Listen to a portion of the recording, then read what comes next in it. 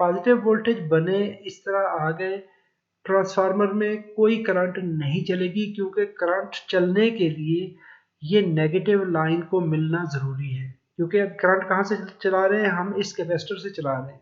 अस्सलाम वालेकुम वरहमतुल्लाहि वबरकातुहू। ये एक मेरे बहुत मोहतरम व्यूअर हैं, उन्होंने मुझे मैसेज किया है, बहुत वधिया सर, ये ज़रा पंजाबी में, बहुत वधिया सर, एक रिक्वेस्ट सी सर, तुसी वीडियो बहुत शार्ट जी बनाई है, इस सर्किट ਨੂੰ फुल एक्सप्लेन करना चाहिए सी।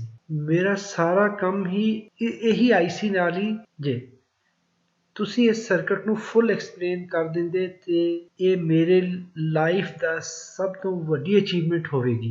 सर जी प्लीज़ इस वीडियो ਨੂੰ फुल एक्सप्लेन कर दो सर, मेरा कैरियर बन जाओ। मैंने उनसे पूछा है कि IC 3844 है, तो उन्होंने कहा जी UC 3844 सर। पावर सप्लाई कोई भी होगी, हमें पावर सप्लाई का जो ब्लॉक है उसके बारे में अगर हमें कॉन्सेप्ट हो जाए तो मेरे ख्याल में कोई भी पावर सप्लाई होगी हम उसको बड़ी आसानी से उसको ट्रबल शूट कर सकते हैं, उसको रिपेयर कर सकते हैं, उसको डिज़ाइन कर सकते हैं। तो आज की इस वीडियो में हम इसके फुली पैरामीटर देखेंगे। 3844 है, 42 है, 43 है, अगर 1844 है या 2844 है, 2842 है, 182838, ये एक कंप्लीट फैमिली है, फंक्शन सेम रहेगा। ये आईसी बेसिकली 3844 फैमिली जो है ये करंट मॉड SMPS है, फिक्स फ्रीक्वेंसी है।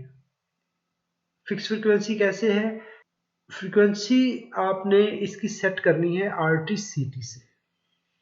जब हमने एक फ्रीक्वेंसी इसको दे दी तो जो कंपोनेंट हमने यहाँ पर ये कंपोनेंट और एक ये कैपेसिटर, इनकी जब दो वैल्यू हमने सेट कर दी, उसके बाद जो फ्रीक्वेंसी बनाएगा उस फ्रीक्वेंसी को स्टेबल रखेगा।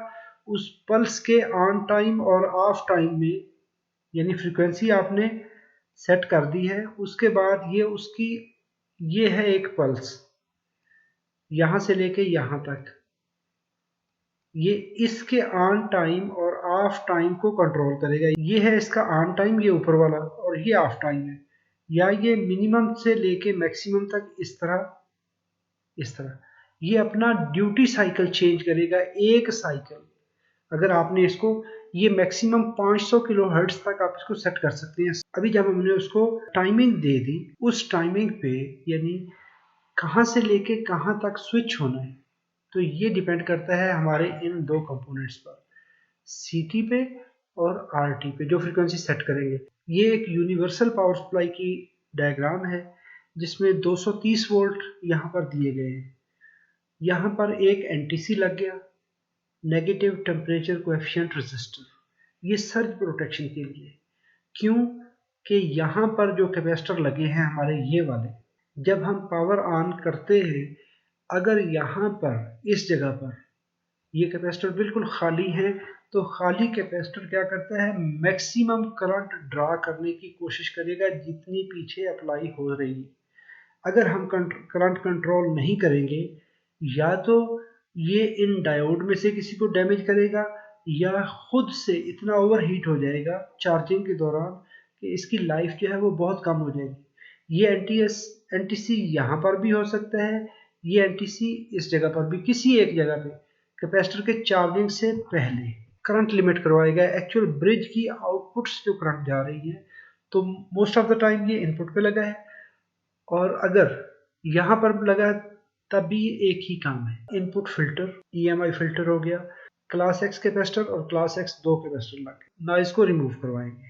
तो यहाँ पर आ गया हमारा ये ब्रिज रेक्टिफायर। जो AC सप्लाई यहाँ से आई थी, ऐसे चली, इसमें से होती हुई यहाँ पर पहुँच गई, दूसरी लाइन यहाँ से चली, इस फिल्टर से होते हुए इस पॉइंट पर आ गई। अभी ये इनपुट पे आ गए, और एक लाइन अभी हमारे पास ये नेगेटिव लाइन है, तो नेगेटिव लाइन यहाँ से चली, इस जगह पर आ गई। पॉजिटिव लाइन को देखेंगे, ये पॉजिटिव वोल्टेज यहाँ से चले, अभी कैपेसिटर को चार्ज करवा दिया, क्योंकि ये ज़्यादा वाटेज की पावर सप्लाई है, तो इसलिए दो कैपेसिटर यूज़ कर लिए, 200 माइक्रो का और 300 माइक्रो का। तो इस जगह पे देखें तो ये हमारी नेगेटिव लाइन ऐसे आई, इस साइड पे रजिस्टर पे भी आ गई, और इस नेगेटिव रेल जो हमारी कॉमन साइड है, सारी लाइनों में यहाँ तक पहुँच गई। ये हमारी नेगेटिव सप्लाई इस जगह तक पहुँच गई। इससे आगे ये डायोड है, ये रजिस्टर है, ये सारी जिस जिस जगह पे नेगेटिव सप्लाई पहुंचनी है इस आईसी को भी सप्लाई पहुंच गई नेगेटिव। अभी देखें पॉजिटिव का रास्ता कैसे कैसे बनता है। पॉजिटिव यहां से चली, ये है इसकी बूट स्ट्रैप रजिस्टर, ये यहां से लग के इस पिन पे आ गई। अभी ये है इसकी स्टार्टअप रजिस्टर। 16 वोल्ट का थ्रेशोल्ड है वो आप इसको प्रोवाइड करेंगे, लेकिन करंट क्या होगी 1 मिली एम्पियर है और इस आईसी को नॉर्मल वर्किंग के लिए 13 मिली एम्पियर करंट चाहिए होती है। स्टार्टअप में देखें तो ये रजिस्टर 220 किलो ओम की है, 2 वाट की रजिस्टर है। यहाँ पर देखें तो ये पॉजिटिव वोल्टेज हमारे इस जगह पर आ गए। अभी पॉजिटिव आ गए तो ये डायोड हमारा रिवर्स बायस है, इसको भी छोड़ दें। आगे ये रजिस्टर है तो ये 680 ओम 200 वाट की है, इसको देख लें तो यहाँ तक ये वोल्टेज आएंगे, लेकिन डायोड रिवर्स बायस है, काम नहीं बना। आगे आ जाइए इस जगह पर। इससे आगे ये एक एनर्जी स्टोरेज के लिए फेरेट की छोटी सी कोर लगी होती है जो कि जंपर के ऊपर ब्लैक कलर में लगाई जाती है। यहाँ से वोल्टेज आए, ये पॉजिटिव वोल्टेज इस पॉइंट पर पहुंच गए, मॉसफेट के इस जगह पर वोल्टेज आ गया। अभी देखें ये मॉसफेट ऑफ है, ये मॉसफेट ऑफ है, अभी कोई काम नहीं होगा। क्यों कि पॉजिटिव वोल्टेज बने इस तरह आ गए, ट्रांसफार्मर में कोई करंट नहीं चलेगी क्योंकि करंट चलने के लिए ये नेगेटिव लाइन को मिलना ज़रूरी है। क्योंकि अब करंट कहाँ से चला रहे हैं, हम इस कैपेसिटर से चला रहे हैं, जो कैपेसिटर हमने ये वाला चार्ज किया है। यहाँ से वोल्टेज चले इस जगह पर आकर, इस रजिस्टर से आकर, ये देखें तो यहाँ पर हमें नेगेटिव वोल्टेज खड़े हैं, ग्राउंड साइड खड़ी है, यहाँ पर पॉजिटिव खड़ी है। अभी ये सर्किट ओपन है, ये मॉसफेट ओपन है, ये काम नहीं करेगी। इसको काम करवाने के लिए अभी क्या है कि यहाँ पे हमें ये वाली पल्स चाहिए जो कि ऑन ऑफ होने के लिए। अभी आ जाए वापस इस जगह पर। हमने ये बोला कि यहाँ पर 16 वोल्ट चाहिए। नॉर्मली ये आईसी हम कहते हैं कि operating frequency up to 500 kilohertz तक, लेकिन है फिक्स फ्रीक्वेंसी। जो फ्रीक्वेंसी हमने एक दफ़ा सेट कर दी उस फ्रीक्वेंसी पे ये काम करेगी। और ये फ्रीक्वेंसी इसकी कैसे चेंज होगी, जो आरटीसीटी टाइमिंग कैपेसिटर और टाइमिंग रेजिस्टर उसको हम देखते हैं अभी। तो ये DC to DC converter application के लिए है 3842 और 44। इसका यूवीएलओ 16 वोल्ट है, under voltage lockout, on condition और ऑफ कंडीशन 10 वोल्ट है, यानी रीसेट स्टेट और थ्रेशोल्ड 16 वोल्ट। और 3843 और 45 में 8.5 वोल्ट ऑन है और 7.9 वोल्ट ऑफ है। ये इसका थ्रेशोल्ड है, वर्किंग विंडो है, यानी जो थ्रेशोल्ड है अंडर वोल्टेज लॉकआउट के लिए वो 16 वोल्ट है। तो 16 वोल्ट इसको चाहिए स्टार्टअप के लिए।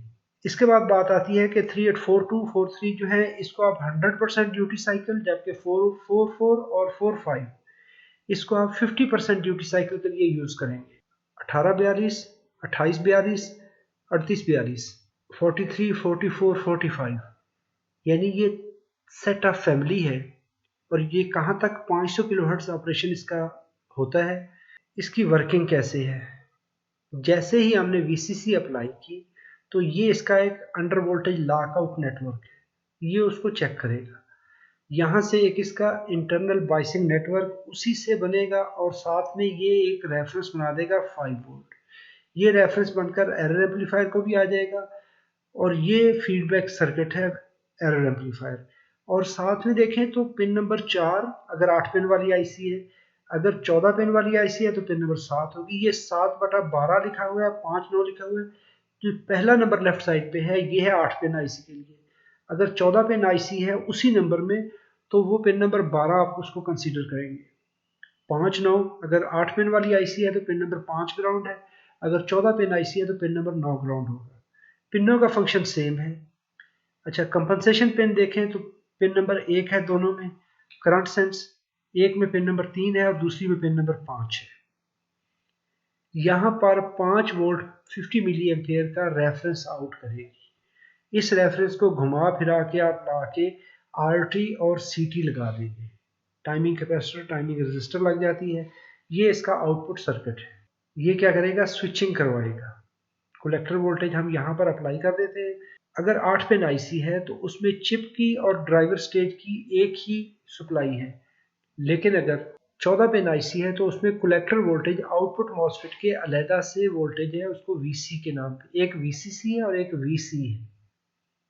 8 पिन आईसी इसके इंटरनली वो वोल्टेज दे देगी और कलेक्टर को ड्राइव दे देगी, जो एक्सटर्नल हमारे स्विच को ड्राइव कराएगा, मॉसफेट को, एक्सटर्नल मॉसफेट को ड्राइव करवाएगा। ये इसका टोटम पोल सर्किट यहाँ पे लगा हुआ है। यहाँ पर बात आती है आरटी और सीटी की, जो कि फ्रीक्वेंसी को एडजस्ट करने के लिए।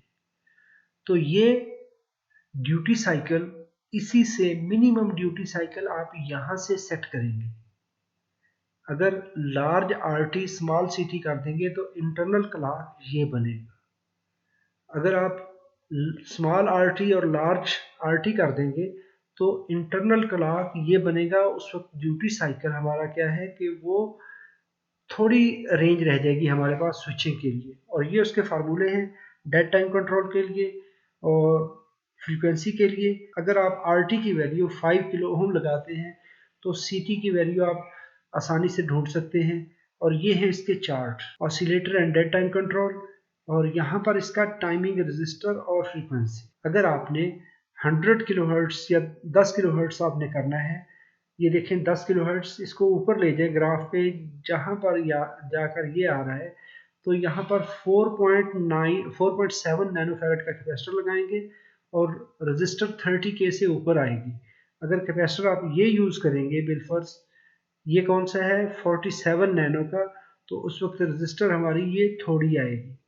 यानी इनका आपस में कम्बिनेशन बनाएंगे तो फ्रीक्वेंसी रिस्पांस जो है, जो ऊपर हमने डिस्कस किया है, ये वाला ये बनेगा। अभी जब इसको वीसीसी मिल गए, इसने रेफरेंस वोल्टेज 5 वोल्ट आउट किए, इसने यहाँ से ये रेफरेंस आउट किया, यहाँ पर रजिस्टर लगी हुई है हमारी 8 किलो ओम की।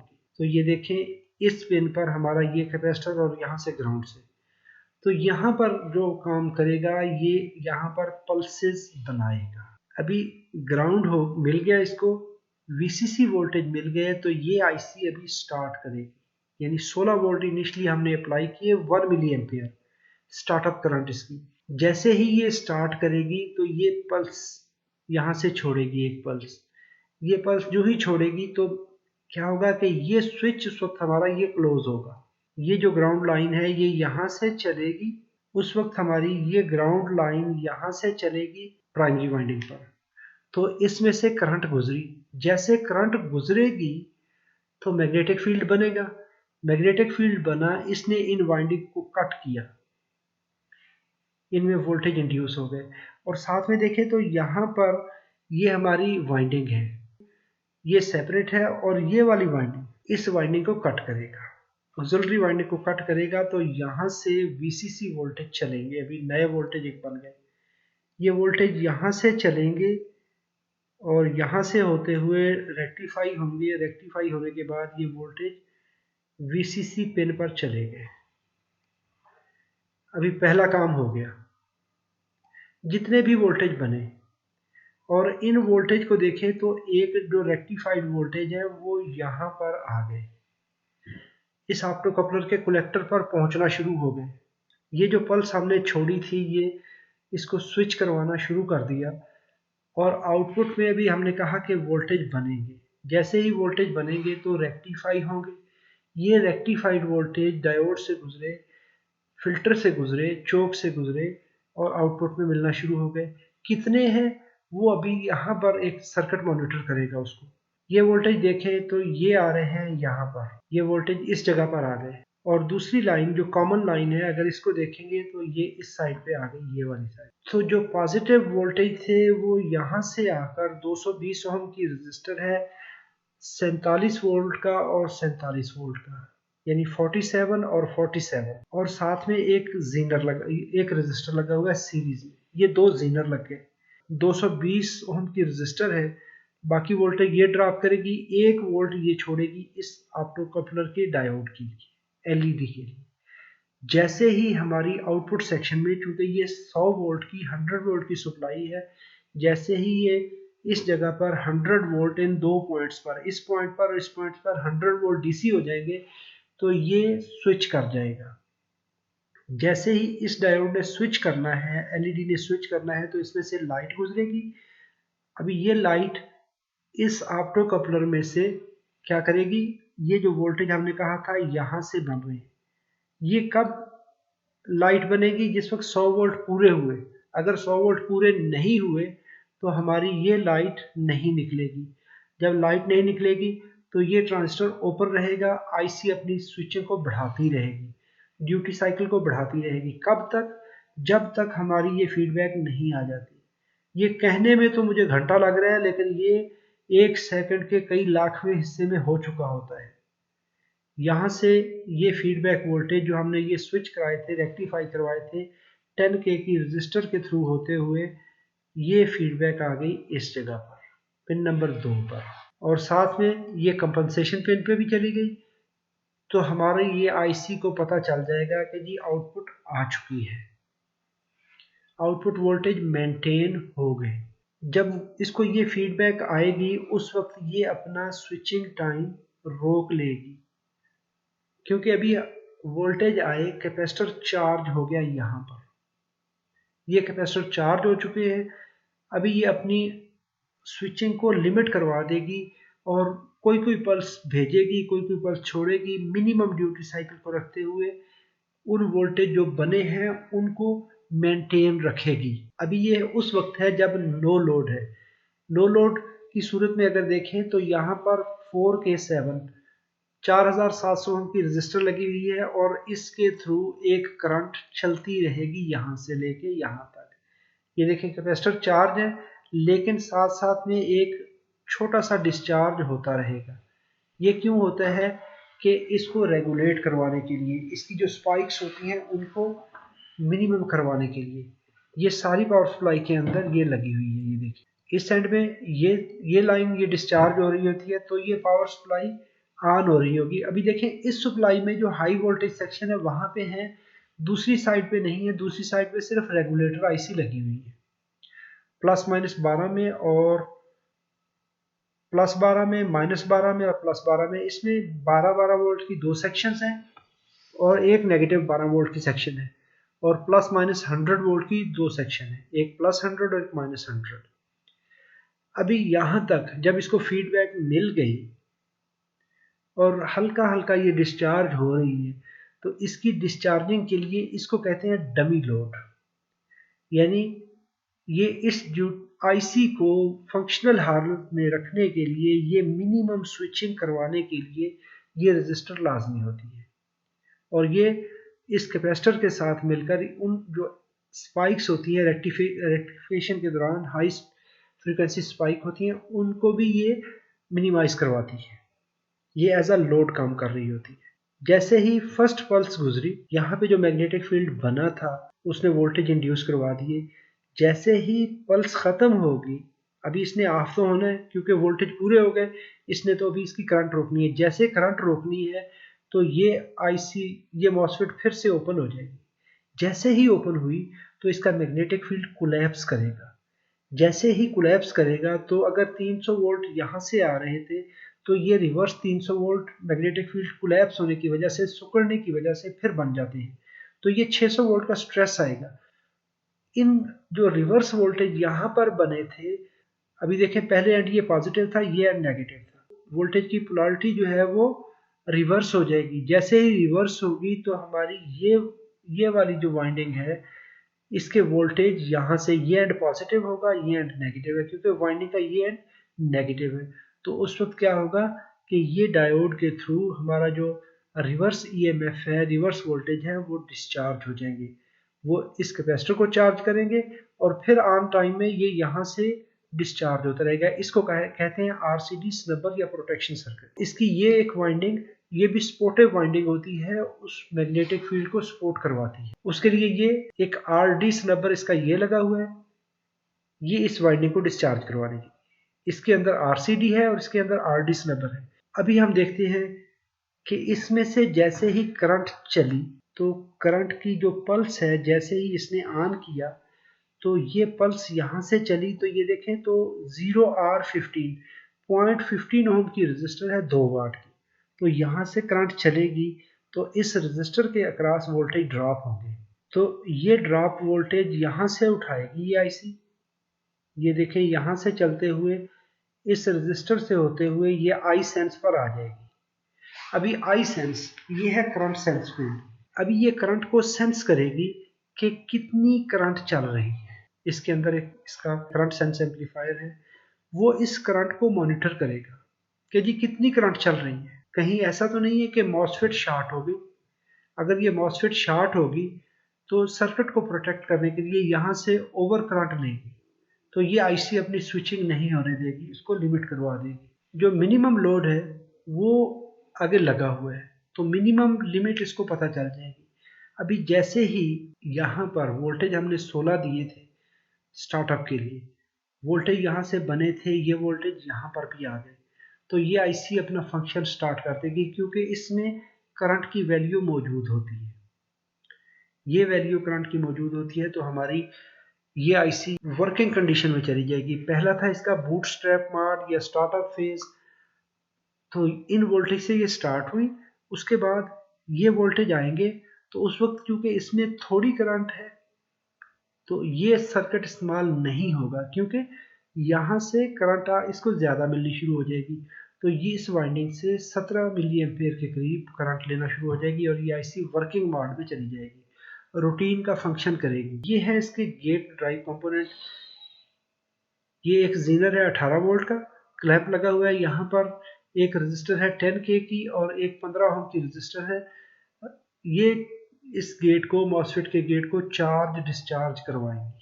अभी इसमें जितनी भी वाइंडिंग होगी उन वाइंडिंग्स को रेक्टिफायर लगे हुए हैं, वो वोल्टेज रेक्टिफाई होंगे, रेक्टिफाई होकर डीसी बनेंगे, आउटपुट पे चलने शुरू होंगे। एक यहाँ पर क्लास वाई कैपेसिटर 1 और 2 लगे हुए, सेकेंडरी ग्राउंड और प्राइमरी ग्राउंड इन दोनों को मिलाते हैं। कैसे? स्विचिंग के दौरान अगर स्विचिंग की वजह से किसी किस्म के हार्मोनिक्स जनरेट होते हैं, स्पाइक्स जनरेट होती हैं सेकेंडरी में, तो उसको ये ट्रांसफार्मर की जितनी स्पाइक्स हैं उसको ज़ीरो करवा देंगे। जितने नॉइजेज हैं सेकेंडरी में, चाहे वो लोड कनेक्ट होने की वजह से नॉइज जनरेट होता है या स्विचिंग की वजह से, या आपके किसी किस्म के इलेक्ट्रॉनिक डिवाइसेस अगली साइड पे लगे हुए हैं, तो वो उन सारे नॉइजेस को यहाँ से ये ग्राउंड करवा देगा। जैसे ही हमने अभी लोड कनेक्ट करवाया, तो लोड कनेक्ट करवाने से ये हमारे कैपेसिटर डिस्चार्ज होना शुरू होंगे। जैसे ही ये डिस्चार्जिंग शुरू होगी, तो इस पॉइंट पे वोल्टेज पहले 100 वोल्ट हमने कहा था पूरे हो गए। जैसे ही ये वोल्टेज लेवल ड्रॉप होगा तो इस ऑप्टोकपलर पे चेंज आएगी। अगर पहले 100 वोल्ट था, अगर 99 वोल्ट हो गए तो 99 होने से ये डायोड ऑफ कंडीशन में जाएगा।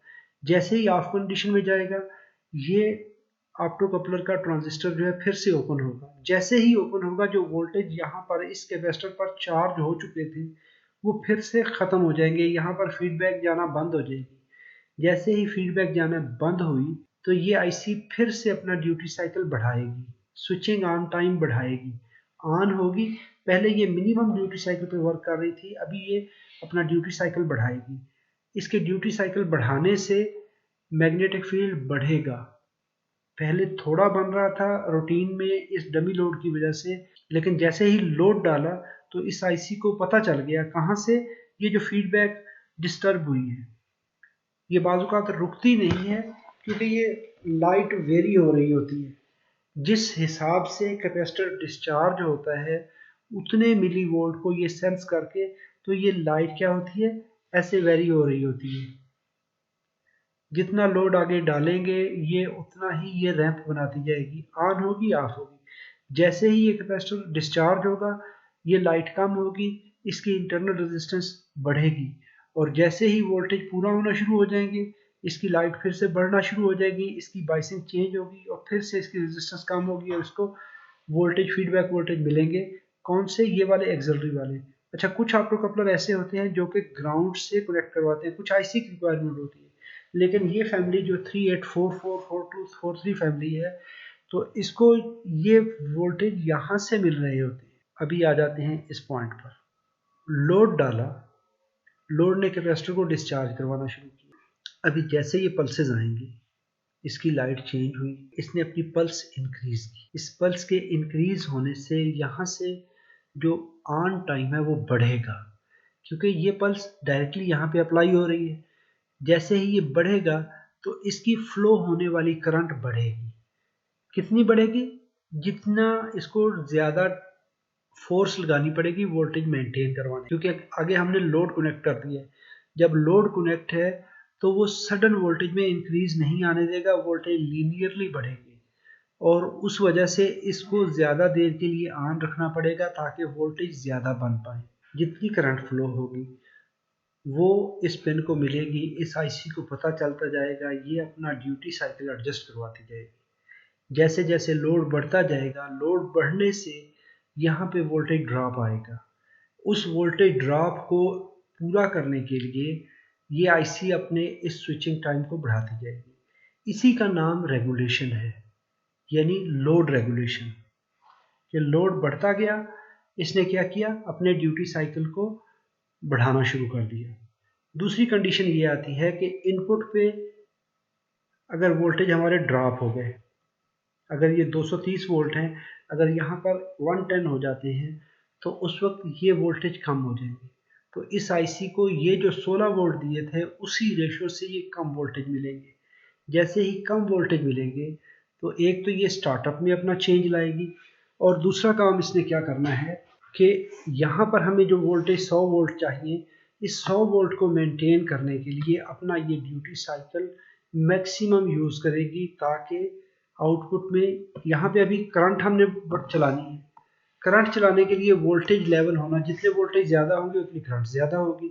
अभी वोल्टेज पीछे कम हो गए तो उस मैग्नेटिक फील्ड को पूरा करने के लिए, बनाने के लिए, यहाँ पर वोल्टेज इंड्यूस करवाने के लिए इसको ज़्यादा देर तक ऑन रखना पड़ेगा ताकि ज़्यादा से ज़्यादा करंट चले एक साइकिल के दौरान। इसका on time VS off time, यहाँ से लेके यहाँ तक ज़्यादा देर, तो इसको कहा जाता है लाइन रेगुलेशन। इनपुट पे वोल्टेज चेंज आती है तो ये अपना ड्यूटी साइकिल चेंज करेगी। अगर लोड बढ़ता है, लोड जो हमारा रेटेड लोड है, जब वहां पर पहुंचेगी तो भी क्या होगा, ये अपनी पल्स विड्थ बढ़ाएगी। अभी हम देखते हैं इसके अंदर आने वाले फॉल्ट। फॉल्ट नंबर 1, अगर फ्यूज बार बार उड़ रहा है, फ्यूज बार बार हमारा डैमेज हो रहा है, तो उसके कौन कौन से रीज़न हो सकते हैं। पहला, ये कैपेसिटर शॉर्ट है। अच्छा, उसके बाद ये कैपेसिटर शॉर्ट हो सकता है क्लास एक्स कैपेसिटर। ये मोस्ट ऑफ द टाइम जब हाई फ्रीक्वेंसी स्पाइक आती है यहाँ पर, क्योंकि ये एक वोल्टेज लेवल पे होते हैं, अगर 500 वोल्ट की स्पाइक आती है तो ये उड़ जाएगा, ये उड़ जाएगा। उड़ता है तो शॉर्ट हो जाता है, जैसे ही शॉर्ट होगा तो फ्यूज उड़ेगा। ये बार बार फ्यूज उड़ने का एक सबब ये भी होता है। इसके बाद हमारा ये ब्रिज रेक्टिफायर शॉर्ट होगा तो फ्यूज उड़ेगा। ये इनपुट शॉर्ट सर्किट पे बातें आती हैं। इसके बाद हमारा ये कैपेसिटर भी बाज़ औक़ात शॉर्ट हो चुका होता है, ये फट चुका होता है बुरी तरह। जब फटता है तो इसके इंटरनल इसकी प्लेटें शॉर्ट हो जाती है। उसके शॉर्ट होने की वजह से अगर बैक देखें तो यहाँ पर ब्रिज रेक्टिफायर भी बाज़ औक़ात शॉर्ट हुआ होता है। अगर इसके 2 डायोड शॉर्ट हो जाते हैं बाज़ औक़ात, और बाज़ औक़ात चारों डायोड शॉर्ट होते हैं। अगर ये शॉर्ट होगा तो भी हमारा फ्यूज़ उड़ेगा। ये आ गई इनपुट शॉर्ट सर्किट की कहानी। इसके बाद थोड़ा सा आगे आ जाए तो यहाँ पर मॉसफेट आ जाती है। अगर ये मॉसफेट शॉर्ट है तो भी फ्यूज उड़ेगा। मोस्ट ऑफ द टाइम ये मॉसफेट शॉर्ट होती है या ये चीज़ें शॉर्ट होती हैं तो फ्यूज उड़ेगा। दूसरी चीज़, आईसी स्टार्ट नहीं हो रही, दूसरा फॉल्ट, यानी सिरे से ही वो फंक्शन नहीं कर रही। एक तो ये मॉसफेट ओपन हो सकती है, अगर शॉर्ट है तो फ्यूज उड़ाएगी। अगर ओपन है, ये काम नहीं कर रही, इसकी कोई पिन ओपन हो गई है, गेट ओपन हो गया है, या इसका इंटरनल कोई इसमें प्रॉब्लम आ गया है, तो ये स्टार्ट नहीं होगी। एक ये रजिस्टर अगर काम नहीं करेगी तो आईसी स्टार्ट नहीं होगी। बाज़ औक़ात ये कैपेसिटर शॉर्ट हो चुका होता है, अगर ये शॉर्ट होगा तो आईसी स्टार्ट नहीं होगी। इसके साथ पैरेलल में ये जीनर लगा हुआ है, ये भी अगर शॉर्ट हो गया तो आईसी स्टार्ट नहीं होगी, क्योंकि ये जो आने वाले वोल्टेज हैं इस आईसी से जो हम 16 वोल्ट ड्रॉप करवा रहे होते हैं, ये इस जीनर के थ्रू डिस्चार्ज हो रहे होते हैं, ज़ीरो हो रहे होते हैं। क्योंकि जब ये शॉर्ट होगा तो क्या करेगा, ये जो वोल्टेज यहाँ से आ रहे होते हैं ड्रॉप कर देगा, ग्राउंड कर देगा। और एक यहाँ पर इस आईसी में, इस पावर सप्लाई में अगर ये डायोड, ये वाला, अगर ये भी शॉर्ट है तो उस वक्त भी ये वोल्टेज यहाँ से इस रजिस्टर के थ्रू यहाँ से क्या करते हैं, ग्राउंड करवा देते हैं। तो ये स्टार्ट ना होने की वजह ये भी हो सकती है। अगर ये आईसी ऑन नहीं हो रही तो सबसे पहले इसका पिन नंबर 8 पे इसके 5 वोल्ट चेक कर लें। अगर काम करती है या नहीं करती, एक पिन ग्राउंड पे रखें और पिन नंबर 8 पे इसका चेक कर लें कि जी यहाँ पर 5 वोल्ट आने चाहिए। अगर ये 5 वोल्ट नहीं आते तो डेफिनेटली आपकी ये रजिस्टर ओपन है। अगर ये रजिस्टर ओपन होगी तो इसको ये वोल्टेज मिलेंगे नहीं, तो 5 वोल्ट का रेफरेंस नहीं बनेगा, या ये कैपेसिटर शॉर्ट है, इनमें कोई भी कंपोनेंट शॉर्ट होगा तो ये वोल्टेज इसको नहीं बनने देगा। और अगर ये वोल्टेज पिन नंबर 7 पे खड़े हैं, 7 नंबर पिन पे वोल्टेज आ गए लेकिन 8 पे नहीं आ रहे हैं, तो इसका ये कैपेसिटर जो ये चेक कर लें। अगर ये कैपेसिटर खराब होगा तो भी रेफरेंस शॉर्ट हो जाता है, रेफरेंस के वोल्टेज आउटपुट नहीं हो रहे होते और ये आईसी काम नहीं करेगी। इसके बाद अगर आपके पास ऑसिलोस्कोप है तो पिन नंबर 4 पे पल्सेस चेक कर लीजिए। मैं थोड़े दिनों में इसको प्रैक्टिकली ये सारे के सारे चेक पॉइंट्स जो है मैं इस पावर सप्लाई को लेके इसको इन डिटेल में प्रैक्टिकली इस पे वीडियो बनाऊंगा कि ये किस तरह से आप इसको चेक कर सकते हैं। अभी तो मैं थ्योरी के हिसाब से इस सर्किट को देख के मैं आपको बता रहा हूँ कि ये इसमें चेक करेंगे हम। अच्छा, RTCT इस पे रैंप्स बनेंगे। अगर हम इसको देखेंगे तो पिन नंबर 4 जो इसकी RTCT है उस पे इस तरह की स्लोप्स बनेगी, ये वाली। अगर ये स्लोप्स आ रही हैं तो इसका मतलब है कि हमारा ऑसिलेटर सेक्शन, ये वाला सेक्शन पिन नंबर 8 से देखें रेफरेंस लगा, यहाँ पर आकर RTCT पिन नंबर 4 पे इस तरह की पल्सेस बनेंगी। अगर ये बनती हैं और यहाँ पर लगी होती है हमारी मॉसफेट, तो मॉसफेट पे इस तरह के सिग्नल बनेंगे, इस तरह के रैंप्स बनेंगे। ये है करंट सेंस। पिन नंबर 4 पे इस तरह के रैंप्स, ये चार्जिंग डिस्चार्जिंग हो रही होती है, ये यहाँ पर हमें ये सिग्नल मिलेगा। और इसी तरह का इस तरह से ऐसे, और इस तरह के ये सिग्नल, ये उसी रेशो से जो स्विचिंग फ्रीक्वेंसी है उसी रेशो का यहाँ पर रैंप यहाँ पर मिलेगा। RTCT का चार्जिंग डिस्चार्जिंग इस तरह का सिग्नल मिलेगा और यहाँ पर ये ड्राइव साइकिल जो है ये यहाँ पर पल्स बनने के बाद ये यहाँ पर फ्रीक्वेंसी मिलेगी हमें। इनको हम प्रैक्टिकली देखेंगे नेक्स्ट आने वाली वीडियो में, किसी वक्त में इसको इन डिटेल प्रैक्टिकली हम बनाएंगे। यानी ये इस तरह के सिग्नल अगर आपको मिलते हैं, स्विचिंग फ्रीक्वेंसी मिलती है, तो ये आईसी काम करेगी। अभी अगर ये मॉसफेट ओपन है तो हमें ये साइकिल जो आई सेंस करंट है इस तरह का रैंप नहीं मिलेगा। इसका जो CT RTCT है वो चार्जिंग डिस्चार्जिंग तो होगी, लेकिन अगर आईसी ये खुद से डेड है या इसका रेफरेंस आउट नहीं हो रहा तो सबसे बुनियादी इसका जो चेक पॉइंट है वो पिन नंबर 8 है। इसके रेफरेंस वोल्टेज चेक करेंगे आप। अगर आईसी स्टार्ट हो रही है, फ्लक्चुएशन कर रही है, अभी उससे अगला प्रॉब्लम फ्लक्चुएशन का आता है। तो फ्लक्चुएशन किन किन सूरतों में करेगी? फ्लक्चुएशन क्या है? इस आईसी को हमने कहा यहाँ पर 16 वोल्ट इसको स्टार्टअप के हैं, इसके बाद ये 10 वोल्ट पे VCC 10 वोल्ट पे ये ऑपरेटिंग वोल्टेज है। अगर उसके बाद ऑक्सिलरी वाइंडिंग से 10 वोल्ट मिलना शुरू हो जाते हैं तो ये आईसी ऑपरेटिंग मोड में चली जाएगी, क्योंकि 10 वोल्ट में इसको 13 मिली एम्पियर करंट चाहिए।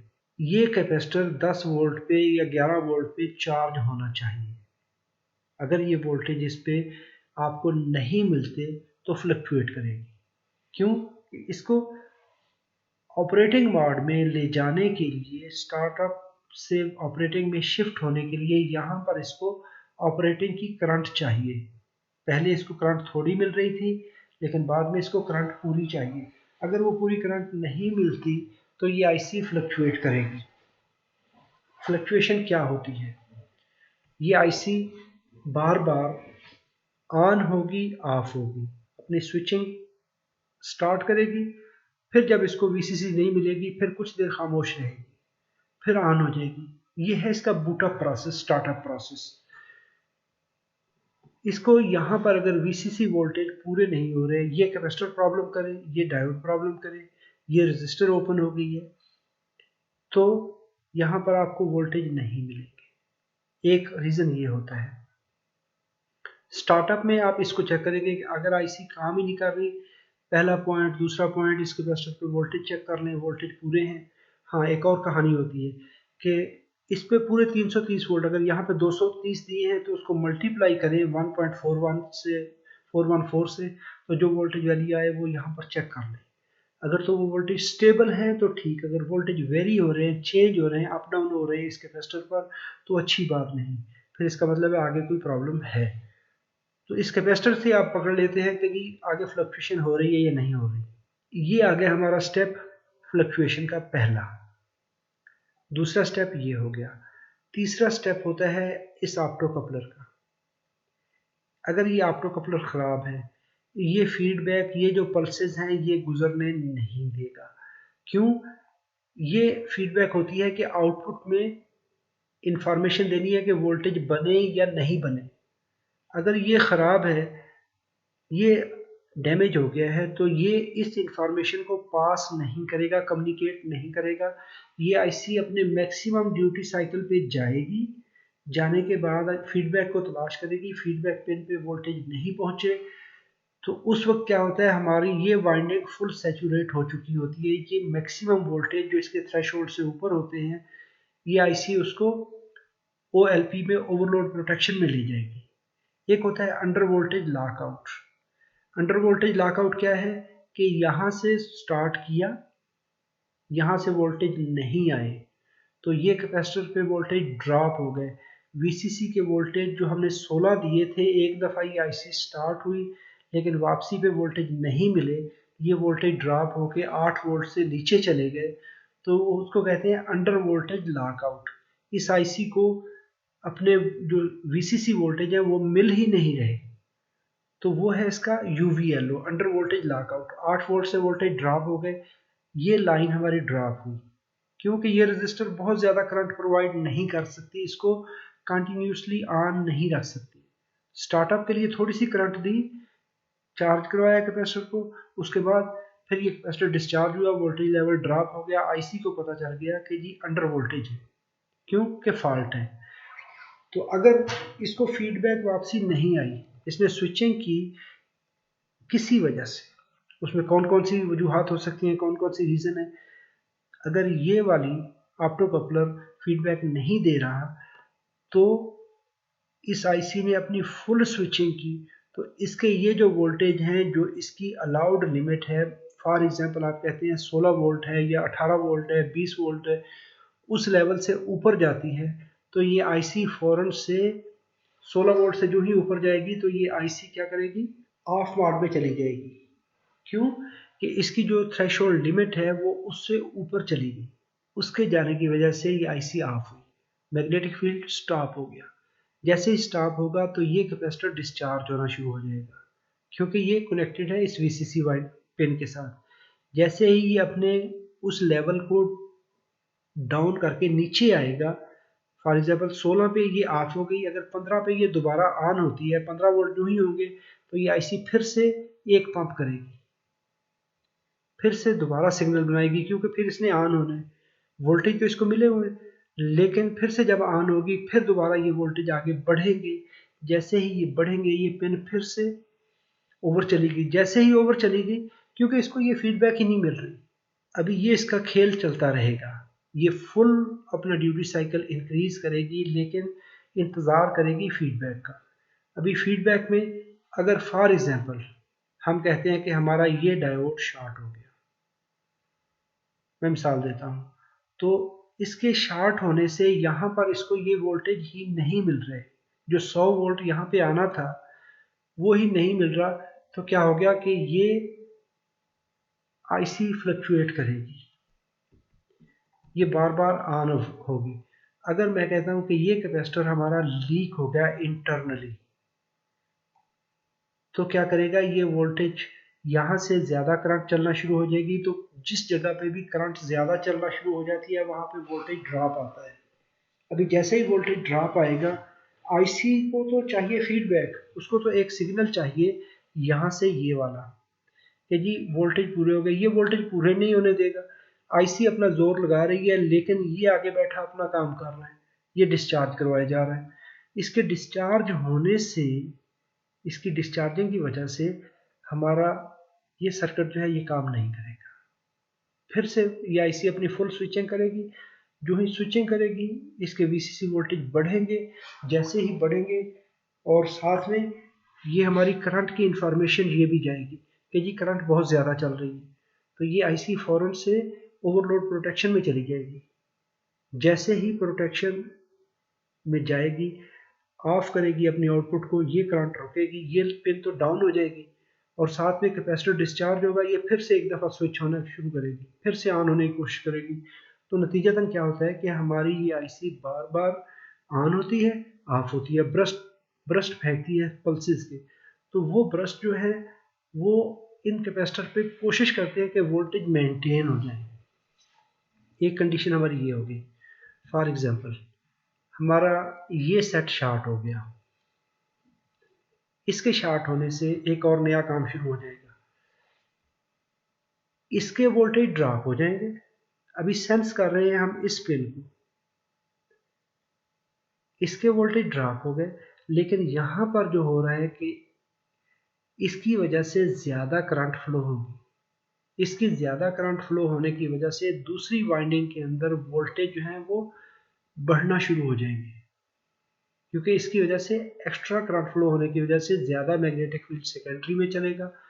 तो क्या होगा, इस वाइंडिंग को असरअंदाज करेगा। अभी पहले जो मिनिमम ड्यूटी साइकिल पे रहते हुए ये 100 वोल्ट बना रही थी, अभी क्या करेगी, ये उसी पे हो सकता है कि यहाँ पर वोल्टेज ज़्यादा आना शुरू हो जाए। अभी ये 70 वोल्ट पे ही उसको फीडबैक देना शुरू हो जाएगी। तो आईसी अभी परेशान हो जाएगी कि मैंने इतनी स्विचिंग की नहीं है, आउटपुट में वोल्टेज ज़्यादा हो रहे हैं। क्यों कि एक वाइंडिंग जो है वो लोड डाल के एक नया मैग्नेटिक फील्ड बना रही है। यहाँ से जो मैग्नेटिक फील्ड बना उसकी वजह से वोल्टेज बने, लेकिन साथ में यहाँ पर वोल्टेज जो है वो यहाँ से फीडबैक गलत आना शुरू हो जाएगी।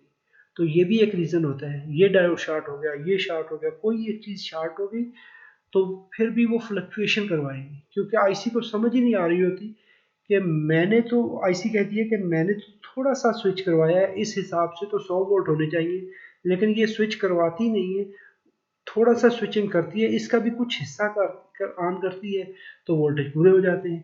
तो इसकी इन बैलेंसिंग की वजह से एक पिन वोल्टेज डाउन कर देगी, बाकी पिनों पे वोल्टेज इंक्रीज होना शुरू हो जाएगी। ये भी एक प्रॉब्लम आती है। ये है फ्लक्चुएशन का कि कोई भी अगर कंपोनेंट सेकेंडरी में शॉर्ट है, फीडबैक मिसिंग है, हमारा ये रेक्टिफायर शॉर्ट हो गया, जीनर शॉर्ट हो गया, कोई चीज़ शॉर्ट हो गई, तो हमें फीडबैक में प्रॉब्लम आएगी।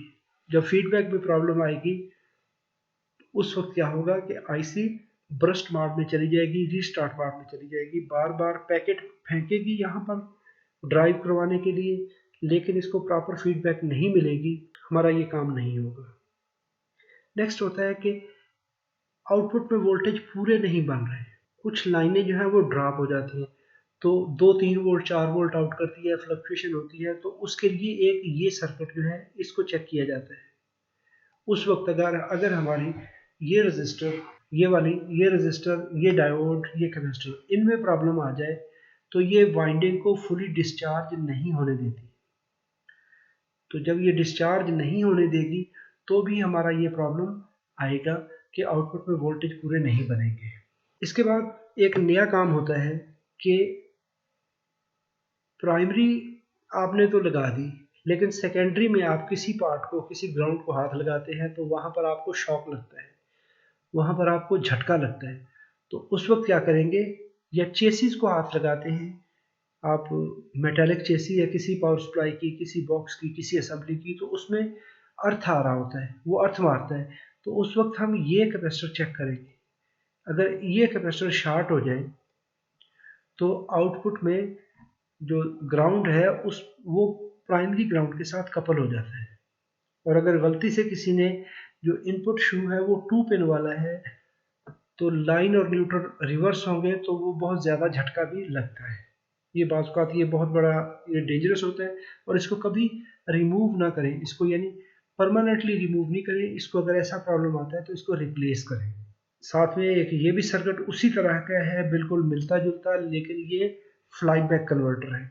इसमें देखें तो एक एक्स्ट्रा वाइंडिंग यहाँ पर प्राइमरी साइड में लगी हुई होती है, लेकिन ये वाला ये फ्लाई बैक कन्वर्टर है, ये 110 वोल्ट वाला 115 वोल्ट वाला है।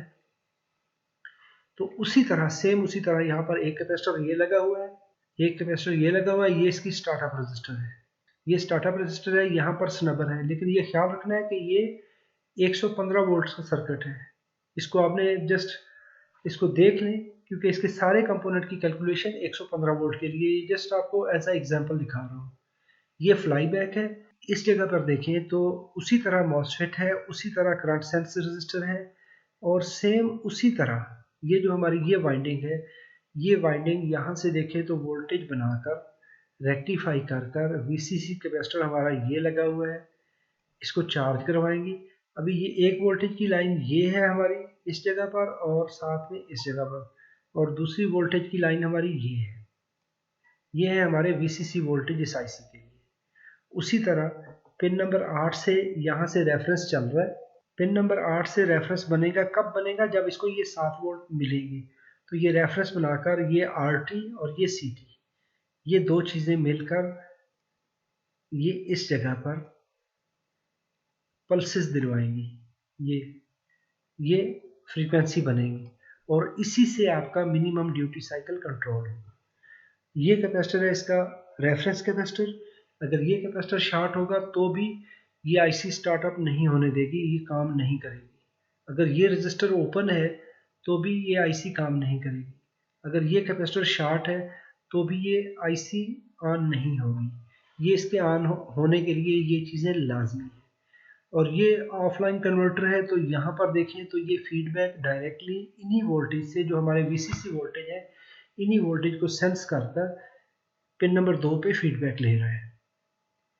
1 और 2 एरर एम्पलीफायर पे आ रही है। पिन नंबर 6 इसकी ड्राइव सर्किट है, ये वाली। अब यहाँ पे देखें तो यूएसडी 1120 डायोड लगा हुआ है और क्लैंप लगा हुआ है। इसके आगे ये रजिस्टर है और एक 20K की रजिस्टर ये लगी हुई है ग्राउंड के साथ। तो ये इस मॉसफेट को ड्राइव करवाने के लिए है। फी आउटपुट में रेक्टिफायर है, प्लस माइनस 12 वोल्ट के हैं और 5 वोल्ट के हैं। ये इसकी आउटपुट सेक्शन है। उम्मीद करता हूँ ये वीडियो आपके लिए मालूमाती है। अगर मालूमाती है तो थंब अप कीजिए। अगर आपने मेरे चैनल को सब्सक्राइब नहीं किया तो सब्सक्राइब कर लें। अगर फ्यूचर में मेरी वीडियो देखनी हो तो बेल आइकॉन बटन प्रेस कर लीजिए। आपका वीडियो देखने पर बहुत बहुत शुक्रिया। अपनी राय से मुझे नवाजा कीजिए, वहाँ पे कुछ लिखा कीजिए कमेंट में जाकर आपको वीडियो कैसी लगी। तो मैं कोशिश तो करता हूँ आपके कमेंट्स का जवाब दूँ। अगर किसी वजह से मैं कभी नहीं दे पाता कमेंट्स का जवाब तो इंतहाई माजरत, लेकिन मैं कोशिश करता हूँ आपके व्हाट्सअप का भी जवाब देता हूँ। कुछ दिन मेरा व्हाट्सअप जो है वो बंद रहा, ब्लॉक हो गया था किसी वजह से। मैं पाकिस्तान गया हुआ था तो उस वजह से फिर मैं इसको एक्टिवेट नहीं कर सका। जितने दोस्तों को मैं रिप्लाई नहीं कर सका या लेट रिप्लाई करता हूँ तो उस पर भी मैं माजरत चाहता हूँ। मेरी कोशिश होती है कि जितनी भी मैं इंफॉर्मेशन आपको अच्छे तरीके से दे सकूँ वो देता हूँ। अगर कोई कमी कोताही रह जाती है तो लाजमी लिखा करें। जो दोस्त क्रिटिक करते हैं, जो मुझे बताते हैं कि सर आपने यहाँ पर ये चीज़ गलत की है, तो रियली मैं खुश होता हूँ और मैं उनको बड़े अच्छे अंदाज में शुक्रिया भी अदा करता हूँ कि आपकी बहुत बहुत मेहरबानी, क्योंकि मैं खुद एक स्टूडेंट हूँ, मैं खुद सीख रहा हूँ। तो अगर किसी जगह पे कोई कमी कोताही होती है तो लाजमी उसको इंडिकेट कीजिए। एजुकेशनल वीडियो बनाता हूँ ताकि किसी को इससे फ़ायदा हो सके। तो अगर मैं एक मिस्टेक हो जाती है, इंसान है, मुझे भी इतना नॉलेज नहीं है, लेकिन जितना है मैं कोशिश करता हूँ आपके साथ शेयर करूँ। अगर कोई कमी रह जाती है तो लाजमी बताइए, इंशाल्लाह उसको करेक्ट भी करेंगे और मज़ीद उसको इम्प्रूव करेंगे।